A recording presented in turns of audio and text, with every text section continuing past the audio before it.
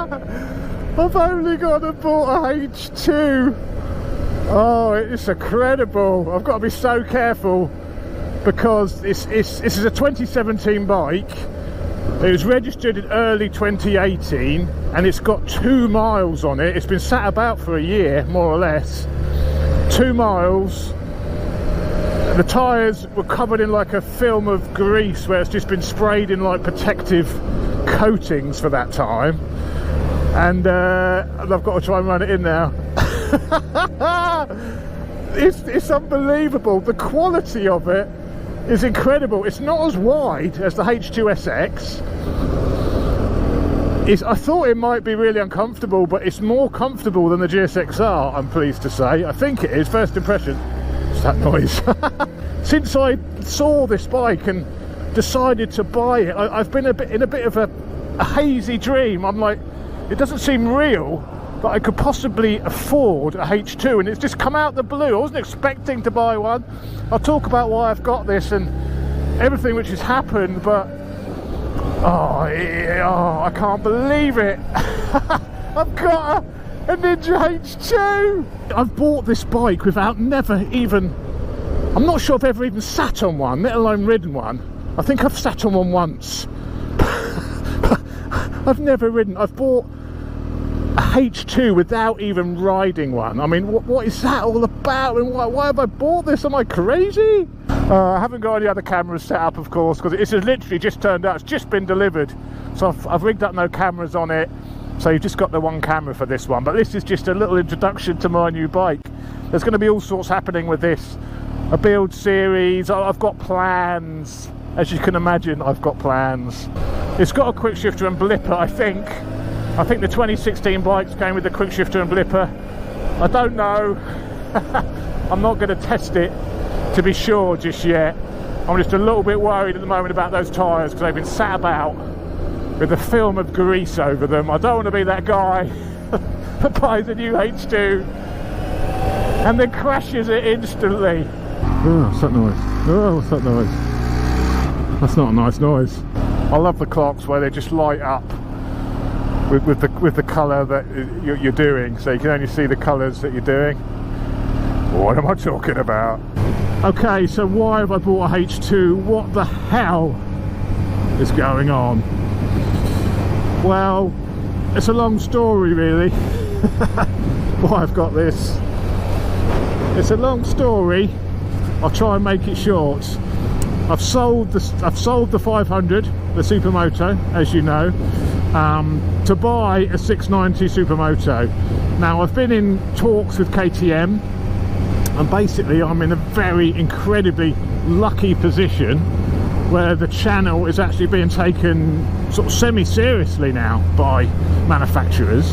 The next year they're willing to add me onto their press list, onto their long-termers. So next season they're going to lend me a 690 SMCR to ride around on, to bring you guys some videos, bring you the whole ownership experience of that bike, do some mods to it, do the mods I was planning, but it will actually be KTM's bike. So I thought, why shell out and buy my own 690 this year, and I'll have to just wait till next year when they get their press fleet in, and I'll have one for the season for testing, with the aim being after that period I buy the bike. So that's the plan. So the SMCR is on the back burner until next year, start of next year. I do have I'm borrowing one anyway for 2 weeks in about a month, so I'm going to have one for 2 weeks to bring you some videos on it anyway. But yeah, my own one is going to be next year. So that freed up a big lump of cash for me to spend. The Suzuki, I still haven't bought it. I've been messed about by Suzuki a little bit. I don't want to say too much, but we agreed a price on that bike back in November last year, and basically I sold the Super Duke to buy it, to raise the money, and I've basically been awaiting an invoice from them ever since. So they haven't sent me an invoice.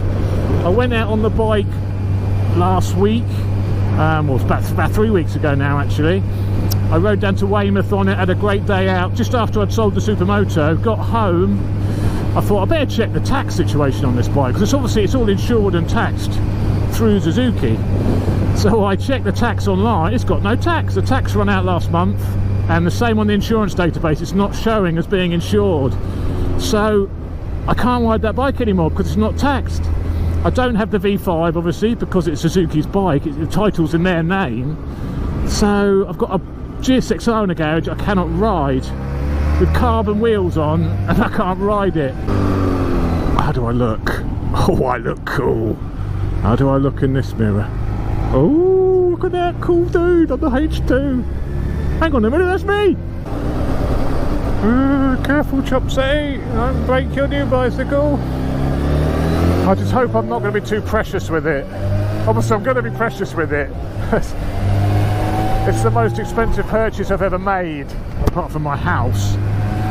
So I'm going to be precious with it, but I don't want to be too precious with it. But every time there's a little mark on it or anything, oh, I don't want to use that again, it's getting damaged. It's going to be used. That's what I've promised myself. There's no point buying this if you're not going to use it. So I'll draw the limit of taking it on track. I may take it on track one day, but I've got no plans to track it at the moment. You know, it's going to get modded. I'm going to do work on it. I'm going to take it apart. You know, that's going to happen. It's not going to get abused. Wow, maybe a little bit, but not overly abused. It's going to be fun. Oh, it changes direction, nice. Remember the oily tyres. Tyre wear is a concern with one of these. As you can imagine, apparently they like to eat back tyres. Who would have thought? I mean, the thing with you know, if I do just get it lightly tweaked, just lightly, you know, Power Commander exhaust, you're knocking on the door of sort of 230 horsepower at the back wheel. That's a lot of power. I mean, the bike, these are, you know, relatively heavy. I think it's about 225, 230 kilos. So, you know, that they're heavier than the GSX-R. I mean, this standard, I suspect the GSX-R might actually be slightly faster, to be perfectly honest. So I don't think these standard, you know, are the be all and end all of it. I think the way it makes its power, because it's got the supercharger, is obviously going to be what the differentiator is compared to the GSX-R, which is obviously a bit more peaky. This is going to make that power probably, you know, throughout the whole rev range. But I think out and out throttle on the stops, the GSX-R may even prove to be quicker until you do a little bit of tweaking. Those brakes are excellent. M50s on this with the full Brembo master cylinder setup. They're really nice. Come on, mate, on your Triumph. I'm up for some filtering, mate. Please, nobody damage my bicycle.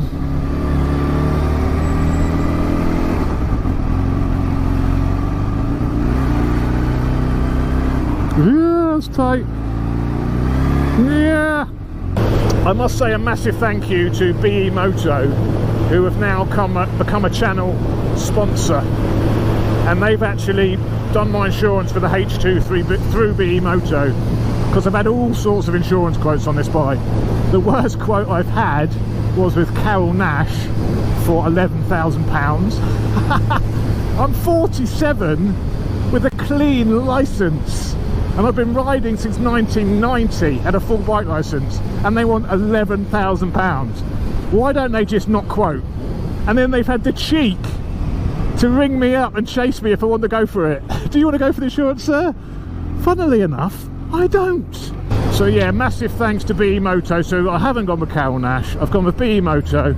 £500 fully comp for the year on their titanium cover, and that even includes some mods. I've already got mods planned for this and they're already on the insurance. Power Commander, exhaust, setup, dyno setup with that kit on it, some carbon bits and bobs for it, so that's already all on my insurance already. $499 titanium cover. So massive thanks to BE Moto for sorting the insurance out and becoming a channel sponsor. So big up the BE Moto. Look at how lovely it is. Oh. So yeah, so I've got to run this in. I think it's a 600 mile. Well, it's normally 600 miles, isn't it, until the first service. Don't know if this is any different. Need to check. I actually don't know much about these bikes. I've bought a bike and I don't really know much about it at all. I've never done that. This is you know, I've been thinking of one. I've always loved the H2. I've always loved them ever since they came out, but I don't know much about them because it was a bike I thought I could never afford, so why look into them too much, if you know what I mean, because it's not a bike I can ever buy. But now I've got one, I better start looking into it a bit. I feel like I'm going to wake up in a minute and be like, oh, do you know, I actually had a dream I had a H2. About 6 months ago I had a dream I had a H2 and I really liked it. Maybe that's subliminal messages making me buy one because of that dream I had. Maybe it's Kawasaki planting these subliminal messages into my head to buy a H2. But yeah, I had a dream I had one. And now I've got one and it just feels very dreamlike. Oh my word. Pinch me, somebody. I love it already. I was a bit uncertain. I've had sort of buyer's remorse all week. I've paid £200 deposit and I've had like 5 days to go back on the deal and lose my deposit. And I've been close a couple of times. I was just like, can I spend that much money on a bike? Can I spend that much money? I haven't even ridden one. I don't think I've even sat on one. Can I do it? And I've nearly backed out a couple of times. But now, riding this here, I'm over the moon that I went through with it and I've done it. It's incredible. I can't believe this is mine. Absolutely incredible. I've got a Ninja H2. The actual rear tail of these is adjustable. It's got like that seat can move back and forward to it, so the seat can literally push it against your arse, so you've got that behind you when you're accelerating to hold you on the back of the bike, so you can adjust all that. I'll show you all that when I walk around in a minute. We'll pull over in a minute. I've got my good camera with me. We'll walk around the bike and I'll introduce you to a new member of the team.